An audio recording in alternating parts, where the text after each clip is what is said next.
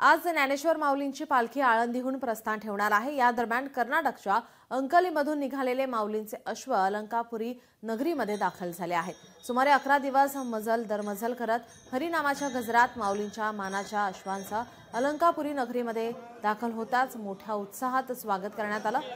परंपरेप्रमाणे माऊलींचे अश्व अलंकापुरीतील बिडकर वाड्यातील गोपालकृष्ण मंदिरात पोहोचल्यानंतर संत ज्ञानेश्वर महाराज संस्थान कमिटीच्या वतीने अश्व मालकांचा आणि सेवकांचा सन्मान करण्यात आला। हैबत बाबा अरफळकर दिंडीच्या वारकऱ्यांनी टाळ मृदुंग हरिनामाच्या गजरात संत ज्ञानेश्वर महाराज समाधी मंदिरात अश्वांना आणण्यात आलेला आहे। आपले प्रतिनिधी सुशांत डुमरे आपल्यासोबत जोडलेले आहेत। सुशांत, आपण पाहतोय या ठिकाणी आता ज्ञानेश्वर माऊलींची पालखी आळंदीहून प्रस्थान ठेवणार आहे। वारकऱ्यांचा उत्साह आपण पाहतोय, काय अधिकची माहिती?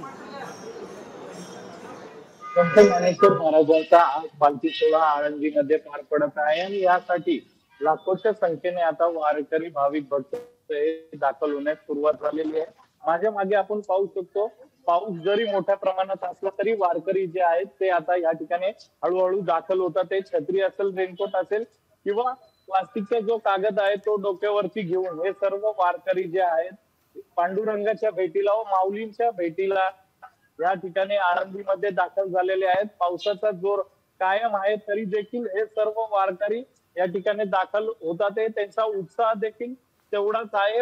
राज्याच्या कानाकोपऱ्यातून हे सर्व वारकरी या ठिकाणी पोहोचतात आणि आज जो पालखी प्रस्थान होणार आहे ते दरवर्षीप्रमाणे होणार नसल्याचं देखील संस्थांच्या वतीने सांगण्यात आलेलं आहे।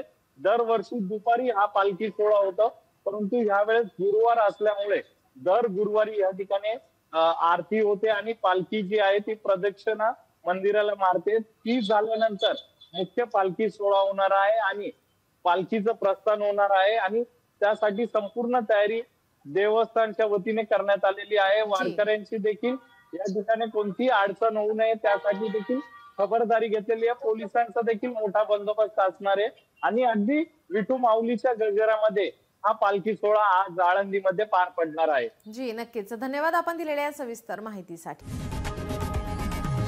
लोकशाही मराठी ऐका, पहा, जागरूक रहा।